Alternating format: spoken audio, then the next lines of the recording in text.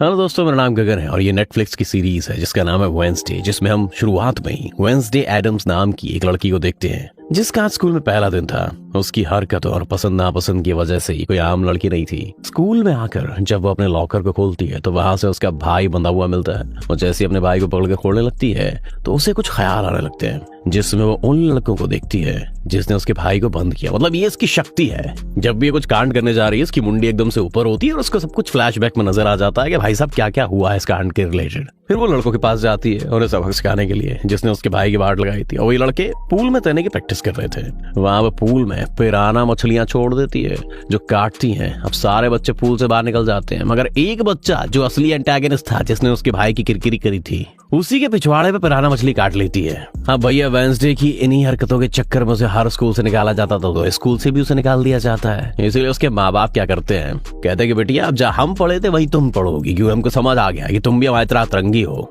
तो वो उसे नेवर मोर स्कूल में लेके जाते हैं। मतलब यहाँ सिर्फ ऐसे ही अतरंगी बच्चे पढ़ते थे जिनकी हरकतें सबसे हटके हों।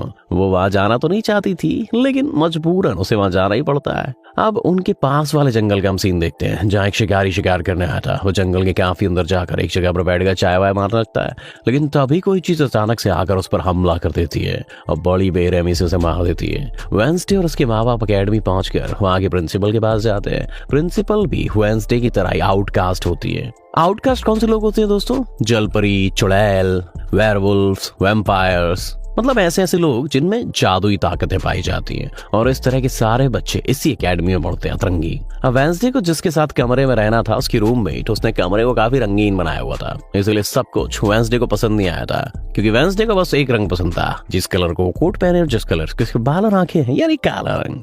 अब सारा माहौल देखकर मुंह बना लेती है वो। तब उसकी रूममेट उससे पूछती है कि तुम ठीक तो हो? जिस पर उसके पप्पा जवाब देते हैं कि मेरी बेटी बहुत ही अजीब है, काफी बोरिंग भी है, इसे तुम जिंदा लाश ही समझो। अपने पप्पा की बात सुन वेडनेसडे उसे घूर के देखती है अपने बापू को। अब उसकी रूममेट उसे पूरी एकेडमी घुमा रही थी, तभी लड़का वहां आकर वेडनेसडे से उसकी इंस्टाग्राम आईडी मांगता है। वेडनेसडे कहती है कि मैं सोशल मीडिया इस्तेमाल नहीं करती, क्योंकि सोशल मीडिया दिमाग को सड़ा देने वाली एक बीमारी होती है। बस स्क्रॉल करते रहो रात भर बैठे बैठे और पूरी जिंदगी खपा दो। मतलब वो इग्नोर मार देती है ऐसी बातों को। फिर उसके माँ बाप उसे वेडनेसडे को सी ऑफ करते हैं और कहते हैं कि यहाँ पर एक रूल है कि एक हफ्ते तक ना तो कोई फोन कर सकते ना मिलने आ सकते, इसलिए एक हफ्ते बाद हम तुम्हें फोन करेंगे, अब तुम यहाँ से कभी भाग नहीं पाओगी। और वेडनेसडे की मम्मी उससे कहती है कि बेटिया ये जगह ऐसी है ना कि अभी तो पसंद नहीं आ रही है, लेकिन ये जगह तुम्हारी सबसे फेवरेट जगह हो जाएगी, तुम यहाँ से कभी खुद के भागना नहीं चाहोगी। वेडनेसडे उनसे वादा करती है कि मैं जल्दी यहाँ से भाग जाऊंगी। अब वहां से जाते वक्त उसके डैड एक हाथ वहां पे छोड़ देते हैं ताकि वो वेडनेसडे पर नजर रख सके। उधर जंगल में जब पुलिस छानबीन करने आती है तो उन्हें एक शिकारी की लाश के टुकड़े मिल जाते हैं। वो शिकारी जो चाय पी रहा था उसके टुकड़े अलग अलग जगह मिलते हैं।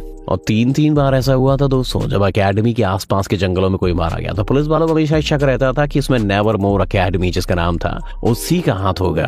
वेडनेसडे अपने कमरे की अपनी साइड की, मतलब जो रिंग इसमें बनी है ना बीच में, सुनते हैं आधी जिस साइड वो रहेगी उसकी सारी रंगीन चीजें हटा देती है और अपनी रूममेट से कहती है कि शोर मत करो, कमरे में शांति बनाओ, क्योंकि मेरे नॉवल लिखने का टाइम है। मगर वो गाना लगा के डांस करने लगती है। वेडनेसडे को गुस्सा आ जाता है और वो उसे गाना बंद करने को कहती है। उसकी वाट लगाने वाली होती है। रूममेट पंजे दिखाकर उसे डराने वाली होती है, क्योंकि वो एक वेयरवुल्फ थी, यानी वो आधी इंसान और आधी भेड़िया थी। अब टीचर आते हैं और वो वेडनेसडे से कहते हैं हाँ आज तुम्हारा स्वागत है और मैं तुम्हें ये कुछ देना चाहती हूँ। एक ब्लैक रोज गिफ्ट देती है। अब वेडनेसडे को लगता है यार ब्लैक रोज, ये तो मतलब मेरी पसंद जानती है नहीं, ये जगह थोड़ी इंटरेस्टिंग तो है। अब अगले दिन दोस्तों वेडनेसडे कहीं जा रही होती है तो उसके डैड का छोड़ा हुआ हाथ उसे छुप छुप के देख रहा था और तभी उसके ऊपर एक स्टैच्यू गिरने वाला था। लेकिन तभी ठीक एन वक्त पर एक लड़का जिसका नाम जेवियर है उसे बचा लेता है, लेकिन इस हड़बड़ी में वो बेहोश हो गई थी। और जब उसे होश आता है तो वो जेवियर का शुक्रिया अदा करने के बजाय उसे कहती है कि मुझसे ये उम्मीद मत रखियो तुम्हारा एहसान मान लूंगी, तुमने मेरी जान बचा ली। और मेरी मौत कितनी इंटरेस्टिंग होती है, सबको क्या मस्त मजा आता कि कैसे मरी मैं। जेवियर कहता है कि मैंने तो एहसान उतारा है तुम पे बेटिया। फिर वेडनेसडे अपने कमरे में आती है तो उसे अपने कमरे में कुछ महसूस होता है। वो जैसी बिस्तर हटाती है तो वहां उस हाथ को देखकर फौरन उसे पकड़ लेती है, पूछती है कि तुम मेरे बाप के छोड़े हुए जासूस हो ना? मैं जानती थी कि मेरे बाप ने मेरी जासूसी करने के लिए तुम्हें लगाया होगा, लेकिन अब तुम मेरे गुलाम हो, जो मैं कहूंगी तुम वही करोगे। वो उससे कहती है कि आज के बाद तुम मेरे लिए काम करोगे, वरना मैं तुम्हें हमेशा हमेशा के लिए ग्लास बंद कर दूंगी। वो इस चीज के लिए मान जाता है। उसके बाद चारा ही क्या था, अगले दिन प्रिंसिपल वेंसडे को एक दिमाग के डॉक्टर के पास ले जाती है, साइको एनालिस्ट के पास, क्योंकि उन्हें भी ऐसा ही लग रहा था कि वेंसडे का थोड़ा पीएच ऊपर का ढीला है। लेकिन वो वहां पे बहाना बनाकर बाथरूम जाती है और वो जो हाथ था ना, हाथ उसका नाम द हैंड है। द हैंड से कहती है चाबी निकालो, वो चाबी से मस्त खिड़की खोल के बाहर निकल जाती है। भागते हुए वो आदमी से टकरा जाती है और टकरा के जैसे ही उसका मुंह आसमान की तरफ होता है, उसे एक ख्याल आ जाता है जिसमें वो देखती है कि इस आदमी का अभी एक एक्सीडेंट होने वाला है जिसमें वो मर गया है। मगर वो इस बारे में उस आदमी को कुछ नहीं बताती क्योंकि उसे खून खराबा बहुत पसंद है। अब यह एक रेस्टोरेंट में जाती है, उसकी मुलाकात एक वेटर से होती है। वो काफी परेशान दिख रहा था क्योंकि उसकी कॉफी मशीन जो है वो खराब हो गई थी। वेंसडे उसे कहती है कि मैं तुम्हारी कॉफी मशीन बिल्कुल ठीक कर दूंगी, लेकिन इसके बदले तुम्हें मुझे स्टेशन तक ड्रॉप करना होगा, जिसके लिए वो मान भी जाता है। और वेंसडे उसकी मशीन ठीक कर देती है, बोलती है इसका कार्बोरेटर खराब है। मशीन में कार्बोरेटर देख रहे हो? फिर वेंसडे कहती है चलो छोड़ दो मुझे स्टेशन। लड़का कहता है देखो मेरी शिफ्ट है अभी, जब शिफ्ट खत्म हो जाएगी उसके बाद छोड़ूंगा। तो वेंसडे उसे रिश्वत देने की कोशिश करती है। वो कहता है नहीं, मैं रिश्वत नहीं लेता, बहुत ईमानदार आदमी हूँ, और जब शिफ्ट खत्म हो जाएगी तभी जाऊंगा। तो वेंसडे वहां बैठ जाती है। तो अभी कुछ शरारती लड़के आकर उसे परेशान करने लगते हैं। कहते हैं अच्छा तुम नेवरमोर एकेडमी की स्टूडेंट हो, और उसे मॉक करने लग जाते हैं। तब वेंसडे उन सबकी पुंगी बजा देती है। वो बहुत मार लगाती है, अच्छा सबक सिखाती है। इतनी देर में उस लड़के के पप्पा आ जाते हैं, पुलिस ऑफिसर जो जंगल में भी लाशों की खोज कर रहे थे, वही ऑफिसर है ये। और वो अपने बेटे से पूछते हैं कि तुमने इनकी हालत ऐसी क्यों की? तो वो कहता है मैंने तो हाथ भी नहीं लगाया, मैं तो वो केक बना रहा था, ये लड़की ने इन सबकी वाट लगाई है। तभी वहां पर एकेडमी की प्रिंसिपल भी आ जाती है और वेंसडे का भागने का प्लान चौपट हो जाता है। रास्ते में उस पर काफी गुस्सा करती है कि आखिर तुमने कैसे एकेडमी से भागने की कोशिश की। तभी उन्हें रास्ते में एक एक्सीडेंट हुआ हुआ नजर आता है दोस्तों, जो उसी आदमी का था जिससे वेंसडे टकराई थी। जिसे देख प्रिंसिपल घबरा जाती है, कहती है मेरी दुआ है कि ड्राइवर को कुछ ना हुआ। और वेंसडे कहती है कि वो मर चुका है, उसकी गर्दन टूट गई है। फिर एकेडमी में आने के बाद वेंसडे अपना यंत्र बजाने लगती है, जिसकी धुन प्रिंसिपल के साथ साथ काफी बच्चों को भी पसंद आती है। रूममेट जब कमरे में आती है तो उसकी नजर हाथ पर पड़ती है, जिस बारे में वो वेंसडे से पूछती है कि ये क्या चीज है, जिस पर वो जवाब देती है कि हमारे एडम फैमिली का एक मेंबर है। हम एक अनजान लड़के को देखते हैं दोस्तों, जो लाइब्रेरी में जाकर एक किताब से एक पन्ना फाड़ लेता है। उस पर एक तस्वीर बनी होती है। उधर वो हाथ वो लड़के के घर पहुंच गया था, जिसे देखकर वो काफी डर गया था, उसे मारने लगता है। फिर हाथ उसे बैठने का इशारा करके उसे वेंसडे का नंबर देता है और उसे कहता है कि फोन करो उसको। लड़का उसे कॉल करता है। फिर वेंसडे कहती है कि हमारी एकेडमी में एक त्योहार मनाया जाने वाला है जहाँ पर सभी बच्चे आएंगे, मैं वहां से भागने वाली हूँ और तुम मेरी मदद करोगे, तुम मुझे स्टेशन तक अगर पहुंचा दोगे तो मैं तुम्हें काफी अच्छा इनाम दूंगी। जिस पर वो बेटा लड़का मान जाता है। फिर जब वो त्योहार में जाती है कि वो प्रिंसिपल की नजर उसी पे रहती है, इसीलिए वो एक आदमी को पैसे देके प्रिंसिपल का ध्यान भटकाने के लिए कहती है। और वेटर वहां पर आके वेंसडे के जाने से पहले उसे उसके डैड का पुलिस रिकॉर्ड तोहफे में देता है, जो उसने अपने डैड की फाइल्स में से चुराया था, क्योंकि उसके डैड एक पुलिस ऑफिसर जो थे। अब उस रिकॉर्ड को लेकर जैसे वो यहाँ से जाने लगती है कि तभी उस लड़के से टकरा जाती है जिसने बुक में से तस्वीर को फाड़ा था। और वेंसडे को उस लड़के की मौत के ख्याल आने लगते हैं। थोड़ी देर में वो मरने वाला लड़का, और उसकी मौत बहुत भयानक थी। जब वो लड़का जंगल की तरफ जाने लगता है तो वेंसडे भी उसके पीछे जाती है और कहती है रुक जाओ, जंगल में मत जाओ, तुम्हारी जान को खतरा है, तुम मर जाओगे। मगर तभी उसे वो अपने जादू से उड़ाकर पेड़ पर लगा देता है और कहता है खतरा मुझे नहीं तुम्हें है, बल्कि तुम खुद ही खतरा हो और मैं सब लोगों को तुमसे बचा रहा हूँ। उस दिन स्टैच्यू को मैंने ही तुम्हारे ऊपर गिराया था। उसके बाद वो उसे एक तस्वीर दिखाता है और कहता है कि इस तस्वीर में तुम ही हो जिसे मेरी मम्मी ने 25 साल पहले बनाया था। और उस वक्त की बात है जब वो इस अकेडमी में पढ़ती थी। मरने से पहले उन्होंने कहा था कि ये लड़की, इसे तुम्हें रोकना होगा, नहीं तो तुम इस अकेडमी के साथ साथ पूरी दुनिया को भी तबाह कर दोगी। वो उस वेंसडे को मारने वाला था कि तभी बड़ा सा एक मॉन्स्टर आकर उस पर हमला कर देता है, बड़ी बेरहमी से उसे मार देता है। इसके बाद अब वेंसडे को उसके कमरे में देखते हैं, क्योंकि उसने उसे यहाँ से भागने के इरादे को खत्म कर दिया था। क्योंकि अब उसके दिमाग में बहुत सारे सवाल थे, जैसे कि मैं इस दुनिया के लिए खतरा कैसे हूँ, एक मॉन्स्टर ने आखिर मेरी जान कैसे बचाई, और साथ ही उसके डैड के खिलाफ पुलिस रिपोर्ट जिसमें उसके डैड के ऊपर कत्ल का इल्जाम था। अब अगले दिन पुलिस ऑफिसर वहां आता है, क्योंकि वेंसडे ने रिपोर्ट लिखवाई थी कि उस अनजान लड़के की मौत मैंने अपनी आंखों से होते हुए देखी है जंगल में। लेकिन पुलिस को वहां तो ना तो कोई लाश मिलती है और ना ही कोई ठोस सबूत मिलता है। तो वेंसडे से पूछते हैं कि आखिर तुम इतनी रात को जंगल में कर रही थी। इस पे वो कहती है कि मैंने जंगल में उस लड़के को जाते हुए देखा था, और जब मैंने उस लड़के का पीछा किया तो देखा कि एक मॉन्स्टर ने आकर उसे मार दिया है। उसके बाद मैं बेहोश हो गई।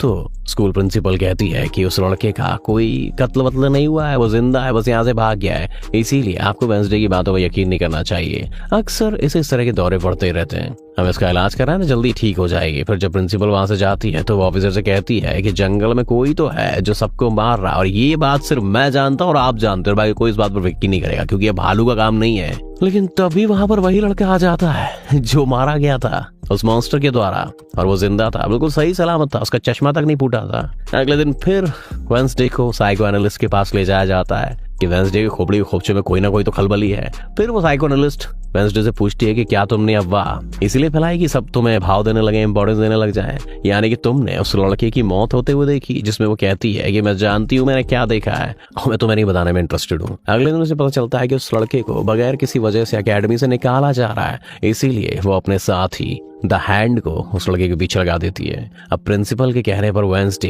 एक एक्टिविटी में हिस्सा लेती है जिसमें वो एक क्लब ज्वाइन करती है। यहाँ उसके साथ सिर्फ एक ही लड़का था जिसके साथ उसकी दोस्ती हो जाती है। ये हाथ उस लड़के के पीछे जाता है तो देखता है कि वो अपना रूप बदल रहा है, जहाँ पहले वो एक कोई बूढ़ा आदमी और उसके बाद फिर एकेडमी की प्रिंसिपल का रूप ले लेता है। उसके बाद हाथ आकर सारी बात ये वेंसडे को बता देता है। अब जब क्लास शुरू होने वाली थी तो जेवियर उससे कहता है कि मेरे साथ वाली सीट खाली है, आगे बैठ जाओ ना धन्नो। तो वो उसके साथ आगे बैठ जाती है। जेवियर यहाँ पर मकड़ी की तस्वीर बना रहा होता है चारकोल से, और वो फिर उसे अपने जादू से जिंदा भी कर देता है, मगर एक ही झटके में वेंसडे उसे मार देती है।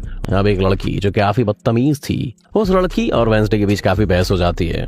इसके बाद वेंसडे अपनी जगह अपनी रूममेट को उस क्लब में भेज देती है जहाँ वो एक्टिविटी की प्रैक्टिस कर रही थी, और खुद वो अकेले ही चले जाती है एकेडमी के उस जंगल में मॉन्स्टर को ढूंढने के लिए। वेंसडे को वहाँ उस अनजान लड़के का टूटा हुआ चश्मा भी मिलता है, वही अनजान लड़का जिसे मॉन्स्टर को मारता हुआ इसी ने देखा था। और जैसे इस चश्मे को छूती है तो लाइब्रेरी में उसे वहाँ एक किताब भी दिखती है, तो वो उस किताब को खोजने लाइब्रेरी में चली जाती है, मगर उसे वहाँ पर उस तरह की कोई किताब दिखती ही नहीं है। इसके बाद वो चुपके से जेवियर के कमरे में चली जाती है, क्योंकि वो लड़का और जेवियर एक ही कमरे में रहते थे। वेंसडे और हाथ यहाँ पर उस किताब को ढूंढ रहे थे, मगर तभी यहाँ जेवियर आ जाता है। इस वजह से वो बेड के नीचे छिप जाती है। तभी जेवियर के पास वो वियर्ड लड़की भी आती है और उससे कहती है कि तुम मुझसे क्यों नाराज हो, अच्छा गुस्सा छोड़ो, सुलह कर लो, जिससे वो मना कर देता है। अब उसके इनकार पर उस लड़की को लगने लगता है कि ये सब वो वेंसडे की वजह से कर रहा है, इसीलिए वो कहती है कि देखो बेटा, मैं तेरी, वेंसडे सभी की एक दिन वाट लगाने वाली हूँ, इसकी प्लानिंग कर रही हूँ मैं। बेड के नीचे छिपी वेंसडे और वो हैंड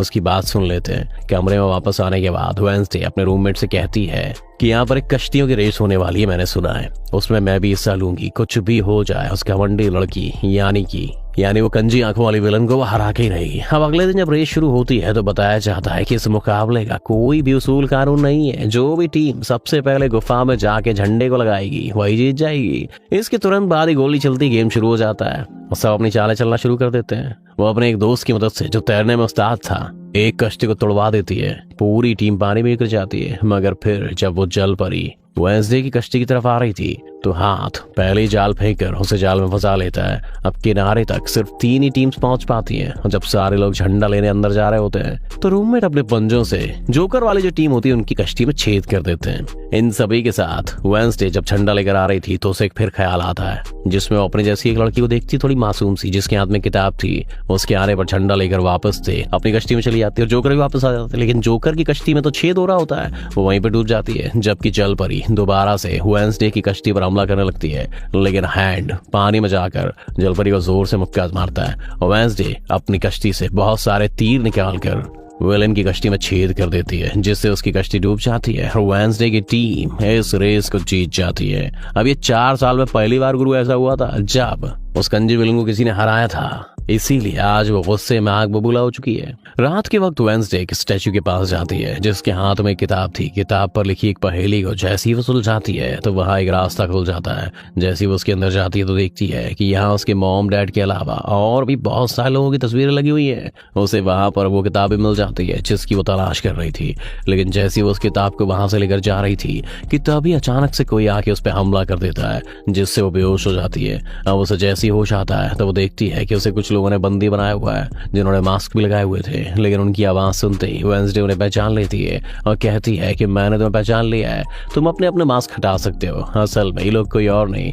बल्कि विलेन और उसके साथ ही थे। इसी दौरान वो अपनी रस्सी भी खोल चुकी थी और वहां से जाने लगती है, लेकिन जाते जाते वो वहां से कहने लगती है तुम सब छोटे बच्चे और वार करना भी तुम्हें ठीक से नहीं आता। वापस आने के बाद वो उस तस्वीर को किताब पर लगाकर पूरा करती है जिससे उस लड़के ने किताब से फाड़ लिया था, और वो उसे पढ़ने लगती है। अगले दिन प्रिंसिपल सभी बच्चों को एक प्रोजेक्ट देते हैं जिसमें उन्हें शहर की सारी दुकानों पर जाकर काम करना था। शहर पहुंचकर वेंसडे जेवियर को वो किताब दिखाकर उससे पूछती है कि क्या तुम इस किताब को पहचानते हो, जिस पर वो कहता है हाँ मैं पहचानता हूँ। इस किताब को देखकर जेवियर बोलता है कि मेरी उस लड़के के बीच में लड़ाई भी हुई थी और तुमने कहा था कि मॉन्स्टर ने उस पर हमला कर दिया था और ये किताब एक जादूगर की है और 30 साल से भी ज्यादा पुरानी है, तो तुम इसके साथ क्या करने वाली हो? फिर वेंसडे उससे पूछती है तुम उस जादूगर के बारे में और क्या जानते हो? वो कहता है कुछ खास तो नहीं, अगर तुम उस जादूगर के बारे में जानना चाहती हो तो तुम्हें उसके घर जाना होगा, जो कि काफी पुराना एक खास घर है। अकेडमी के सारे बच्चे अलग अलग दुकानों में जाकर काम करने लग जाते हैं। वेंसडे एक वेट्रेस बनी थी, लेकिन उसका